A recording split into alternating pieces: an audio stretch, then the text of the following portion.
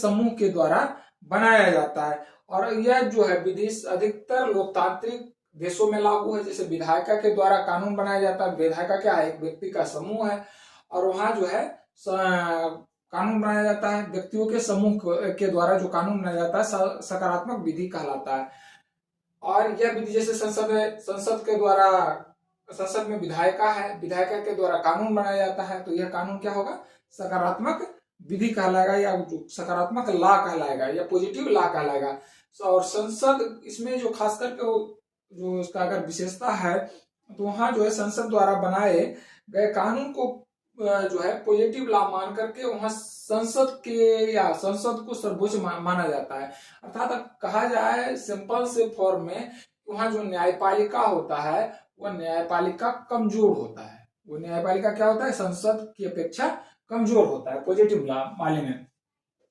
दूसरा आ जाता है नेचुरल लॉ, जहां संसद से ज्यादा न्यायपालिका का वैल्यू कानून का वैल्यू नेचुरल लॉ जिसको कहा जाता है प्राकृतिक कानून। नेचुरल लॉ प्राकृतिक कानून विधि कहा जाता है। यह जो कानून होता है स्वयं प्रकृति द्वारा निर्मित किए गए हैं, यह निर्मित हो जाता है।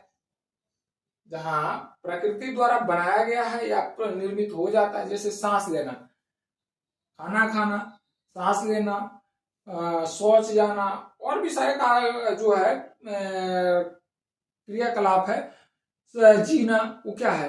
प्रकृति विधि के द्वारा है, प्रकृति कानून है, नेचुरल लॉ है। इसमें क्या होता है कि व्यक्ति के अधिकार, फंडामेंटल राइट्स पर जोड़ दिया जाता है। नेचुरल लॉ में जो है फंडामेंटल राइट्स पर जोड़ दिया जाता है। व्यक्ति के अधिकार का हनन हो रहा है कि नहीं हो रहा है? व्यक्ति का अधिकार हनन, सांस लेते किसका हनन हो रहा है? किसी का नहीं हो रहा है। तो नेचुरल लॉ में जो है न्यायपालिका, इसमें सर्वोच्च होता है संसद, संसद की सर्वोच्चता होता है। संसद की सर्वोच्चता होता है, संसद की सर्वोच्चता। इसमें होता है न्यायपालिका की सर्वोच्चता, न्यायपालिका की सर्वोच्चता। इसमें होता है कि संसद द्वारा बनाए गए कानून के औचित्य का निर्धारण न्यायपालिका के द्वारा किया जाता है। संसद के द्वारा बनाए गए कानून के औचित्य का निर्धारण